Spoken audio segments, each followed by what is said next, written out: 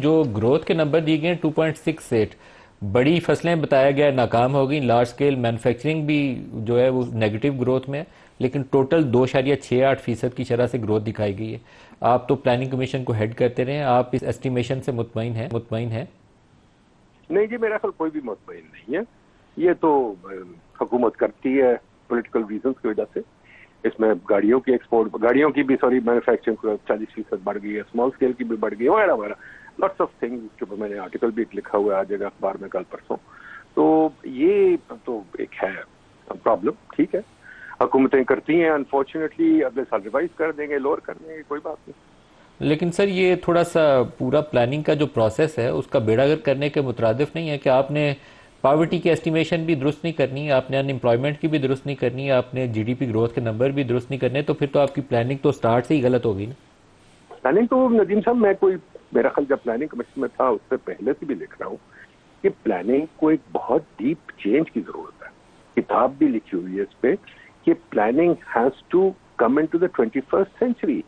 یہ حق ہے محبوب اللہ کا ہارورڈ ایڈوائزری گروپ کا ماڈل 1956 کا بھی تک ہم چلا رہے ہیں۔ ذرا آگے بڑھے نا، we have to change this model. Number 2، P S T P کو ختم کر دینا چاہیے، میں نے بہت لکھا ہوا ہے، پی ایس ٹی پی ختم کر دیں۔ یہ جو بندر بانٹ ایم این ایس کی ہے اور جو ایک برک اینڈ مارٹر کا تماشا ہے کہ آپ چیزیں بنائی جاتے ہیں ان کو یوز نہیں کرتے، آپ نے 150 یونیورسٹیز بنا دی ہے جن میں پروفیسر کوئی نہیں ہے، آپ نے فلائی اوورز ہائی ویز بنا دیے جو یوز نہیں ہوتے، آپ نے میٹرو بنا دیا، بس کی جگہ آپ نے سیمنٹ لگا دیا، تو بڑی بڑی غلطیاں ہیں۔ آپ نے پاور پلانٹ لگا دیے ہیں بے وقوف والے، کیونکہ اتنی جلدی میں ہوتے ہیں۔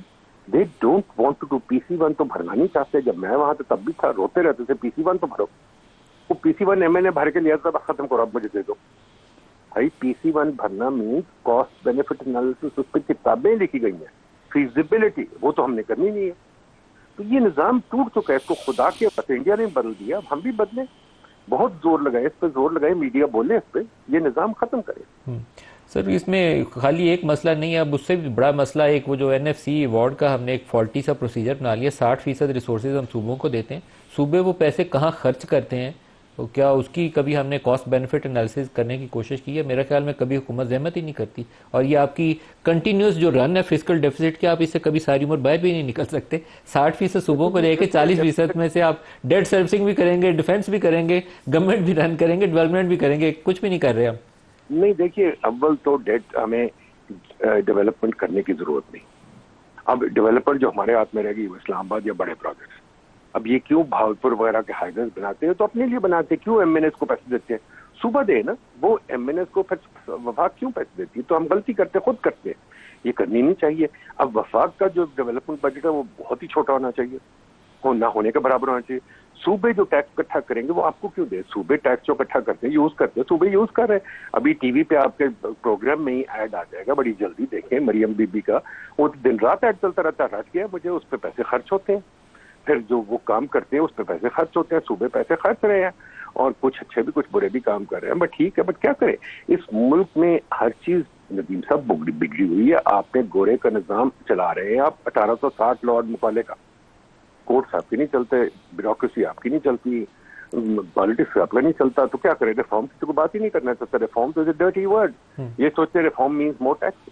سر ایک آپ سے بجٹ کل اناؤنس ہونا ہے، آپ کی اگر میں ترجیحات پوچھوں تو 1 2 3 ترجیحات آپ کی کیا ہوں گی؟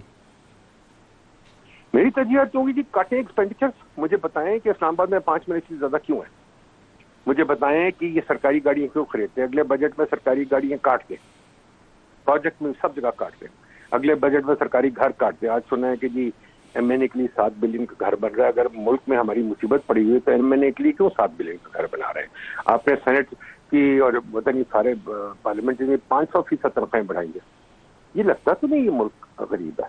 جدھر میں جاتا ہوں وہاں فلائی اوور بن رہا ہے، جدھر میں جاتا ہوں سڑکیں بن رہی ہیں، جدھر میں جاتا ہوں تماشے لگے ہوئے ہیں، تو یہ تو خرچے تو بہت ہو رہے ہیں۔ آپ کہہ رہے ہیں کہ خرچے ان کے پاس پیسے نہیں، ان کے پاس بہت پیسے ہیں، لیکن پرائرٹی درست نہیں ہے۔